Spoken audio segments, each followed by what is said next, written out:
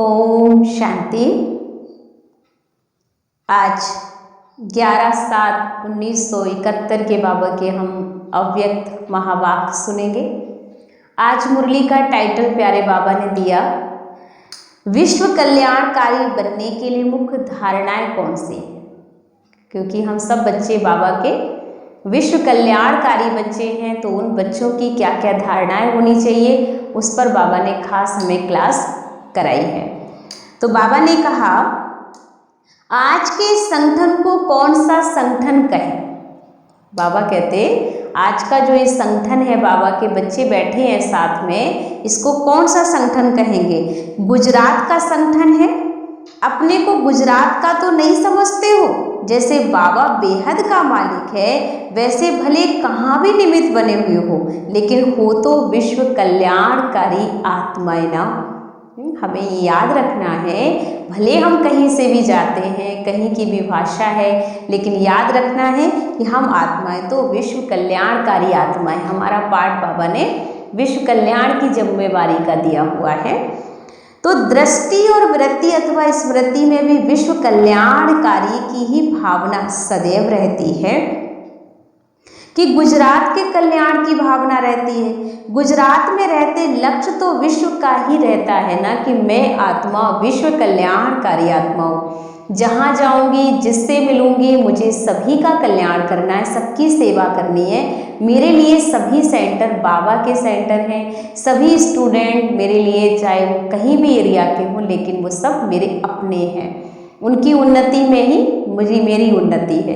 तो हमें ये भाव से भी अपने आप को परे करना है कि ये मेरे भाई बहन हैं, या मेरी बहन है, दीदी है मेरी, या ये मेरा सेंटर है, या मेरा एरिया है। ये सब चीज़ों से हमें अपने आप को उपराम करके सिर्फ इतना याद रखना है कि मैं तो निमित्त हूँ। बाबा जहाँ जब भी मुझे भेजेगा, बस मुझे वहाँ सेवा करनी है। तो बाबा ने कहा विश्व कल्याणकारी का टाइटल आपका पूरा हो जाएगा। ये तो निमित्त ड्यूटी दी हुई है ना, तो वह निमित्त बन के बजा रही हूँ। लेकिन नशा क्या रहता है, वर्ण तो यही करते हो ना। हम विश्व कल्याणकारी हैं, विश्व का परिवर्तन करना है। जो सर्विस करते हो वह सर्विस के साधन बनाते हो, उसमें भी शब्द तो विश्व कल्याण के ही लिखते हो ना। विश्व का नव निर्माण करने वाले हो, विश्व का परिवर्तन होता जाता है। आवाज एक जगह किया जाता है, लेकिन फैलता तो चारों ओर ही है ना। भले निमित्त एक स्थान पर आवाज बुलंद करते हो, लेकिन फैलता तो चारों ओर ही है। तो विश्व कल्याणकारी बनने के लिए दो मुख्य धारणाएं आवश्यक हैं, जिससे हद में रहते भी बेहद का विश्व कल्याणकारी बन सकते हो। बाबा ने कहा हद में भी आप बेहद का विश्व कल्याणकारी बन सकते हो। अगर वह धारणा ना रहे तो उनका आवाज, उनकी दृष्टि बेहद विश्व की तरफ नहीं पहुंच सकते। विश्व कल्याणकारी बनने के लिए दो धारणाएं कौन सी होती हैं, आप इसे क्लियर लिख सकते हैं कि अगर हम विश्व कल्याणकारी बनना है तो उसके लिए हमें दो धारणाएं स्पेशल करनी होंगी। और वो धारणाएं हैं, आप किन दो धारणाओं के आधार पर विश्व कल्याण का कर्तव्य कर रहे हो। तो विश्व कल्याण की जो शुभ भावना है, उसका प्रत्यक्ष फल तो जरूर मिलता है। भावना का फल तो भक्ति मार्ग में भी मिलता है, लेकिन वह अल्पकाल, और यहाँ है सदा काल की भावना। वहाँ थी अल्पकाल की भावना, और यहाँ है हमारे अंदर सदा काल की भावना। सदा ही सबके लिए अच्छा सोचेंगे, ये नहीं कि थोड़ी देर के लिए अच्छा सोचेंगे फिर उसके बाद फिर वही भावों में आ जाएंगे। पर हमारा भाव हो कि हमें विश्व की आत्माओं के लिए सदा ही कल्याण की भावना रखना। किसी के लिए भी कभी अकल्याण का भाव हमारे मन में आना ही नहीं चाहिए। सबके प्रति कल्याण का ही भाव उत्पन्न हो। तो बाबा ने कहा भावना का फल तो भक्ति मार्ग में मिलता ही है ना, लेकिन वह अल्पकाल का है, यहाँ सदा काल का है। उस प्रत्यक्ष फल की प्राप्ति के लिए दो मुख्य धारणाएं कौन सी हैं। बिगड़ धारणा के तो अपनी व सर्विस की उन्नति नहीं हो सकती ना। बिना धारणा के न अपनी उन्नति हो सकती है, ना ही औरों की उन्नति हो सकती है। तो धारणा मस्ट है इस ब्राह्मण जीवन में। वह कह रहे हो ना, और करनी है, करेंगे, ये शब्द भी नहीं, करना ही है। मुख्य दो धारणाएं हैं, ईश्वरीय रुहाब और साथ में रहम। अगर रुहाब और रहम दोनों ही साथ साथ में है और समान है, तो दोनों गुणों की समानता दोनों गुणों की समानता से रूहानियत की स्टेज बन जाती है। इसको ही रूहानियत व रूहानी स्थिति कहा जाता है। रुहाब भी पूरा हो और रहम भी पूरा होना चाहिए। रुहाब भी पूरा हो और रहम भी पूरा होना चाहिए। अभी रुहाब को छोड़कर सिर्फ रहम करते हो, पर रहम को छोड़कर सिर्फ रुहाब में आते हो, इसलिए दोनों की समानता से जो रूहानियत की स्थिति बनती उसकी कमी हो जाती है कि कभी कभी तो रुहाब में आ गए ज़्यादा और कभी कभी रूहानियत में आ जाते हैं। तो बाबा ने कहा दोनों समान चलना चाहिए, समानता से रूहानियत की स्थिति बनती है, उसकी कमी हो जाती है ना। इसलिए सदैव जो भी कोई भी कर्तव्य करते हो व मुख से शब्द वर्ण करते हो तो पहले चेक करो रहम और रुहाब दोनों साथ साथ चल रहे हैं। रहम भी है सबके प्रति और अपना रुहाब भी, नशा भी है हमें। दोनों समान रूप में रहें। दोनों को समान करने से एक तो अपना सम्मान स्वतः ही स्वयं रख सकेंगे, दूसरा सर्व आत्माओं से भी सम्मान की प्राप्ति होगी। सम्मान को छोड़कर मान की इच्छा रखने से सफलता नहीं पाते हैं, तो मान की इच्छा को छोड़ो और सम्मान में टिक जाओ। बाबा ने कहा सम्मान का मतलब है मान की इच्छा को छोड़ो और सम्मान में टिक जाओ। तो मान परछाई के समान आपके पिछाड़ी में आएगा। जैसे देखा जाता है कि भक्त अपने देवताओं व देवियों के पीछे अंधश्रद्धावश भी कितने भागदौड़ करते हैं, वैसे चेतन स्वरूप में सम्मान में स्थित हुई आत्माओं के पीछे सर्व आत्मा मान देने के लिए आएंगी, दौड़ेंगी।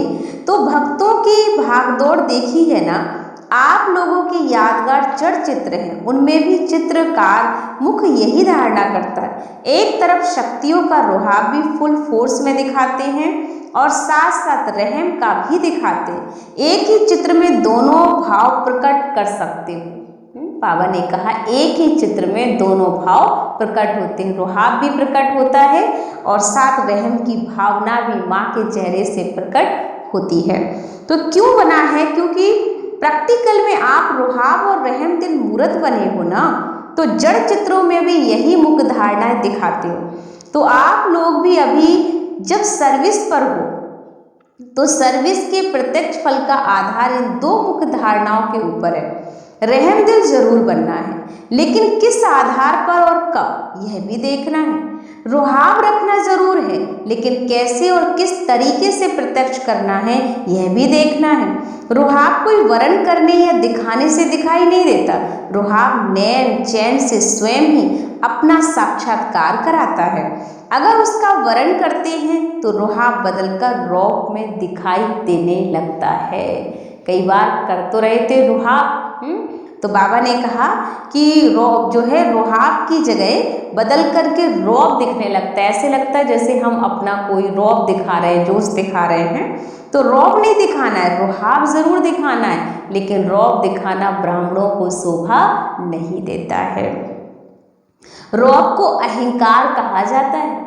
कहते बहुत रौब में है, वही अहंकार में है। क्रोध की वंशावली कहेंगे, इसलिए रौब नहीं दिखाना, लेकिन रुहाब में जरूर रहना। जितना जितना रहम दिल के साथ रुहाब में रहेंगे तो फिर रौब खत्म हो जाएगा। कोई कैसी भी आत्मा आ जाए, बाबा कहता है कोई कैसी भी आत्मा हो, रौब दिलाने वाला भी हो तो भी रुहाब और रहम दिल बनने से रौब में कभी आएंगे नहीं। ऐसे नहीं कि सरकमस्टांस ऐसे थे व ऐसे शब्द बोले तो ये करना पड़ा, करना ही पड़ेगा, यह तो होगा ही, अभी तो संपूर्ण बने नहीं होना। ये शब्द अथवा भाषा इस संगठन में नहीं होनी चाहिए। संगठन में जो बाबा के लाल हैं हम सभी, तो बाबा कहते संगठन में ये भाषा बिल्कुल नहीं होनी चाहिए कि परिस्थिति ऐसी थी इसलिए मैंने रौब दिखा दिया। तो बाबा ने कहा हमें इस तरह के रौब में रहना, अहंकार में रहना, कैसी भी परिस्थिति हो, पर मेरे संस्कार तो रूहानियत के होने चाहिए। मेरे संस्कार सबके प्रति स्वभाव के, रहम दिल के होने चाहिए। किसी के भी प्रति बुरा भाव आना अर्थात मेरे अंदर कल्याण की भावना नहीं है। इसलिए बाबा कहता, क्योंकि आप निमित्त सर्विस के हो ना, इसलिए संगठन को मास्टर नॉलेजफुल और सर्विसेबल और संगठन को बाबा कहते हैं सक्सेसफुल करना है। तो जो सक्सेसफुल है ना, वह कोई कारण नहीं बनाते हैं, वह कारण का निवारण परिवर्तन कर देते हैं।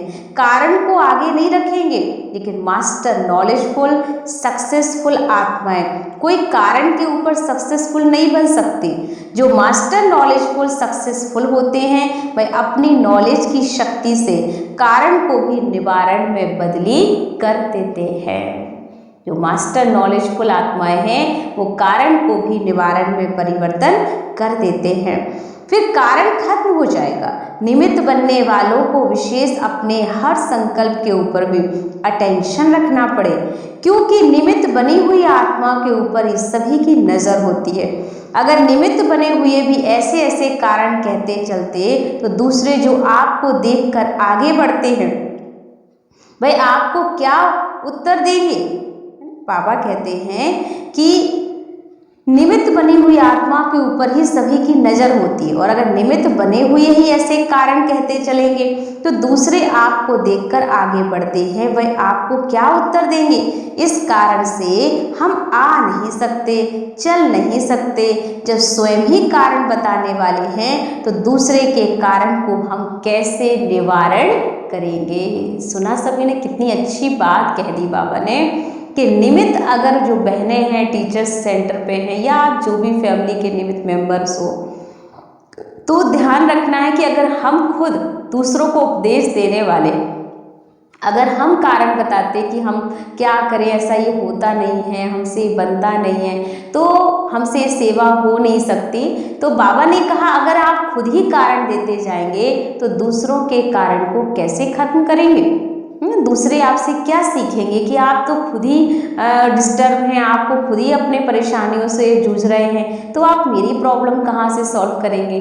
तो पहले तो मुझे खुद को अपनी प्रॉब्लम सॉल्व करनी है, खुद को हल्का रखना है, खुद कुछ मुझे पाने की कोई चाहत नहीं रखनी है। अगर हम ही इच्छाओं में पलते रहेंगे, अभी ये तमन्नाएं हैं, तो बाबा ने कहा आप दूसरों की तमन्ना या इच्छा कभी पूरी नहीं कर सकते हैं, और आप विश्व कल्याणकारी का टाइटल भी नहीं ले सकते हैं। तो उस बात को अटेंशन में रखेंगे कि मैं सिर्फ निमित्त हूँ, और निमित्त के साथ मुझे कुछ नहीं चाहिए, मेरे सामने कोई भी प्रॉब्लम बड़ी नहीं है, मैं सभी प्रॉब्लम का सॉल्व करने वाली एक विशेष आत्मा हूँ। तो बाबा ने कहा क्योंकि लोग सभी अब जानने वाले हो गए ना, जैसे यहाँ पर दिन प्रतिदिन नॉलेजफुल बनते जाते हो, वैसे दुनिया के लोग भी विज्ञान की शक्ति से, विज्ञान की रीति से नॉलेजफुल होते जाते हैं। आज दुनिया में भी बहुत लोग बहुत कुछ नॉलेज से भरपूर हैं, किसी के पास कोई नॉलेज की कमी नहीं है। तो बाबा कहते हैं वह आप लोगों के संकल्पों की भी मस्तक से, नैनों से, चेहरे से चेक कर लेते हैं। जैसे यहाँ ज्ञान की शक्ति बढ़ती जाती है, वहाँ भी विज्ञान की शक्ति कम नहीं है, वो भी शक्ति सबसे ऊपर होती है। तो बाबा कहते हैं जैसे साइलेंस का बल काम कर रहा है, उसी प्रकार से साइंस भी अपना बल से काम कर रही है, कम कोई नहीं है। तो हमें अपना भी पूरा जोर शोर से अपना काम कंप्लीट करना है। दोनों का फोर्स हो रहा है। अगर निमित्त बनने वालों में कोई कमी है तो वह छिप नहीं सकते हैं, इसलिए तुम निमित्त बनी हुई आत्माओं को इतना ही विशेष संकल्प, वाणी और कर्म के ऊपर अटेंशन रखना पड़े। अगर अटेंशन नहीं होता है तो आप लोगों के चेहरे में भी रेखाएं टेंशन की दिखाई पड़ती हैं। जैसे रेखाओं से लोग जान लेते हैं ना कि ये क्या क्या अपना भाग बना सकते हैं, तो अगर अटेंशन कम रहता है तो चेहरे पर टेंशन की रेखाएं दिखाई पड़ेंगी। अटेंशन कम तो टेंशन स्टार्ट हो जाता है, इसलिए अटेंशन जितना रहेगा तो टेंशन भी हमें अपनी ओर प्रभावित नहीं करेगा। उस माया के नॉलेजफुल बनना जान लेते हैं, यह भी बाबा कहते कम नहीं। आप लोग अपने आप को भी कभी अलबेले होने कारण परख ना सको, लेकिन वह लोग इस बात में आप लोगों से तेज हैं, क्योंकि उन्हों का कर्तव्य ही यही है। इसलिए निमित्त बने हुए को इतनी जिम्मेवारी लेनी पड़े। कोई भी बात मुश्किल लगती है तो कोई कमी है जरूर। ध्यान से सुने। अगर बाबा कहते हैं कोई इतनी जिम्मेवारी बाबा ने दी है और फिर भी कोई कमी लग रही है तो ज़रूर कोई ना कोई तो बात है, कोई तो संस्कार ऐसा है जो जिम्मेवारी में हम डिस्टर्ब हो रहे हैं। तो बाबा ने कहा अपने आप में निश्चय बुद्धि बनने में कब कुछ कमी कर लेते हैं, जैसे बाबा में 100% है, चाहे एक तरफ आप एक निश्चय बुद्धि हो, दूसरी तरफ सारे विश्व की आत्माएं क्यों ना हो, लेकिन इसमें डगमग नहीं हो सकेंगे।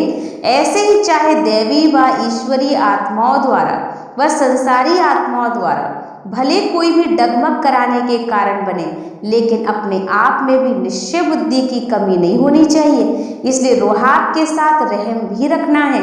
अकेला रोहाब नहीं चाहिए, रहम भी होना चाहिए। रोहाब भी और रहम भी होना चाहिए। दोनों चीज़ें जब साथ करेंगी काम, तब बनेंगे हम बाबा के सच्चे सच्चे लाल।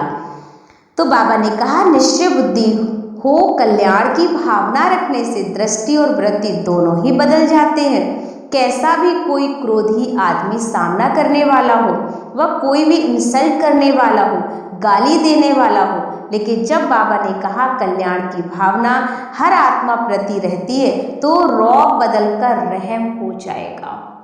जब कल्याण की भावना रहेगी तो बाबा ने कहा रौब बदल करके रहम में आ जाएगा। फिर रिजल्ट क्या होगी उसको हिला सकेंगे, वह शुभ कल्याण की भावना उसके संकल्प संस्कारों को परिवर्तन करने का फल दिखाएगी। ये जरूर होता है, कोई बीज से प्रत्यक्ष फल निकलता है, कोई फौरन प्रत्यक्ष फल नहीं देते, कुछ समय लगता है। इसमें अधीर नहीं होना कि फल तो निकलता ही नहीं है, सभी फल फौरन नहीं मिलते हैं। कोई कोई बीज फल तब देता है जब नेचुरल वर्षा होती है। हर एक फल की भी एक अपनी विशेषता होती है। तो बाबा का कहना है कि कोई कोई फल अपने समय पर करता है, कोई सीजनली होते हैं कि सीजन जब ऐसा आता है तभी वो फल लगते हैं। तो बाबा कहते हैं कि आत्मा कब कहाँ पर क्या करेगी ये भी उसका एक समय है, इसमें हमें डिस्टर्ब होने की भी ज़रूरत नहीं है। पानी देने से नहीं निकलेगा, यह भी ड्रामा की नोंद है कि आप अविनाशी बीज को डाल रहे हो, कोई तो प्रत्यक्ष फल दिखाई देंगे, कोई फिर नेचुरल कैलेमिटीज भी होगी। जब ड्रामा की सीन बदलने वाला होगा तो वह नेचुरल वायुमंडल वातावरण उस बीज का फल निकालेगा। तो विनाश तो होगा, यह तो गारंटी है, लेकिन जब बीज ही अविनाशी है तो फल ना निकले ये हो ही नहीं सकता। लेकिन कोई नज़दीक आते हैं, कोई पीछे आने वाले हैं, तो अभी आएंगे कैसे, वह भी फल भी पीछे देंगे। इसलिए कभी भी सर्विस करते यह नहीं देखना व यह नहीं सोचना कि जो किया वह कोई व्यर्थ गया। नंबरवार समय प्रमाण फल दिखाई देते हैं और दिखाई देते जाएंगे। तो ये सक्सेसफुल ग्रुप है, नॉलेजफुल ग्रुप है, सर्विसेबल ग्रुप है। तो ये छाप लगाकर बाबा के बच्चों को जाना है कि मैं नॉलेजफुल आत्मा हूँ, सर्विसेबल आत्मा हूँ, सक्सेसफुल आत्मा हूँ, ये छाप लगानी है। अपने ट्रेडमार्क को भी सदैव देखते रहना है, त्रिमूर्ति छाप लगी है ना, और यही स्मृति में रखकर हर एक सर्विस के कदम को पद्मों की कमाई में परिवर्तन करके चलना। तो यह चेक करो कि हर संकल्प से पद्मों की कमाई जमा की, हर वचन से, हर कर्म से, हर कदम से पद्मों की कमाई जमा की। नहीं तो ये कहावत किस लिए है, हर कदम में पदम। तो पदम कमल पुष्प को भी कहते हैं। तो पदम समान बनकर चलने से ही संकल्प और हर कदम में पद्मों की कमाई हम कर सकेंगे। ये फायदा है। हर संकल्प बिना कमाई के नहीं होगा। तो अब तो ऐसा अटेंशन रखने का समय है, एक कदम भी बिना पदम कमाई के ना हो। निमित्त बना हुआ ही ग्रुप है ना ये, तो ताजधारी तो होना ही है। अपनी जिम्मेवारी का ताज जितना जितना धारण करेंगे उतना दूसरों की जिम्मेवारी का ताज भी धारण कर सकेंगे। जो खुद अपनी जिम्मेवारी नहीं निभा सकता वो दूसरों की जिम्मेवारी क्या निभाएगा। तो बाबा कहते पहली जवाबदारी खुद की है कि मुझे अपनी जिम्मेवारी खुद को उठाना, खुद को बनाना, खुद को बदलना है, तब जाकर हम दूसरों को भी बदल सकते हैं। ज़्यादा नज़र तो आप लोगों में भी सभी की है ना, सामने एग्जाम्पल तो आप ही हो, इसलिए ज़्यादा जिम्मेवारी आप लोगों के ऊपर है। आप लोग एक दर्पण के रूप में उन्हों के आगे हो। आपके नॉलेज की स्थिति के दर्पण से अपने स्वरूप का साक्षात्कार कराने वाले दर्पण बच्चे आप हो। तो जितना दर्पण पावरफुल होगा उतना साक्षात्कार भी स्पष्ट होगा, तो उसकी स्मृति पावरफुल रहेगी। ऐसा दर्पण हर एक हो जो सामने कोई भी आवे तो अपना साक्षात्कार ऐसा स्पष्ट करे जो वह स्मृति उसको कभी ना भूले। जैसे अपनी देह का साक्षात्कार होने बाद भूलते हो, जब देह अविनाशी स्मृति में रहते हो तो यह भी ऐसे ही साक्षात्कार कराओ जो वह स्मृति कभी भूले ही नहीं। पावरफुल दर्पण बनने के लिए मुख्य धारणा कौन सी है? जितना जितना स्वयं अर्पणमय होगा उतना ही वह दर्पण पावरफुल होगा। बाबा का कहना है जितना अर्पण होंगे उतना ही दर्पण पावरफुल बन जाएगा। तो पहले हमें ईश्वरीय कार्य में स्वयं को अर्पण करना है। ऐसे तो अर्पणमय हो ना, लेकिन जो संकल्प भी करते हो, कदम भी उठाते हो, वह पहले बाबा के आगे अर्पण कर दो कि मैं जो भी कार्य कर रही हूँ वो सब बाबा के आगे अर्पण है। कुछ भी मेरा नहीं है, मैंने कुछ भी अपना नहीं रखना, सब बाबा का दिया हुआ है और बाबा को अर्पित है।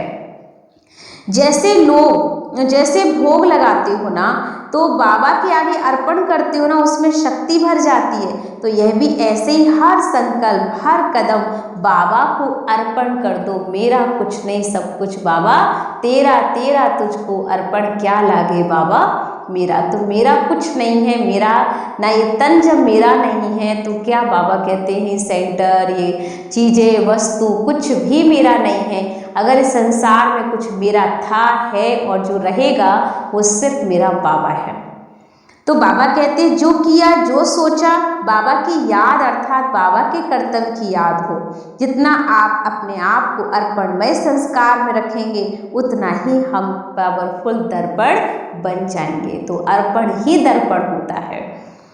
हर संकल्प निमित्त बनकर करेंगे तो निमित्त बनना अर्थात अर्पण नम्रचित होता है।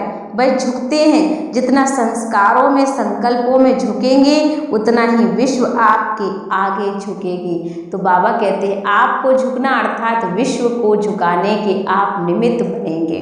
तो आप अपने आप को पहले नम्रचित होकर काम करिए, झुककर काम करिए। आपको देख करके सामने वाला आपके आगे स्वतः ही झुक जाएगा।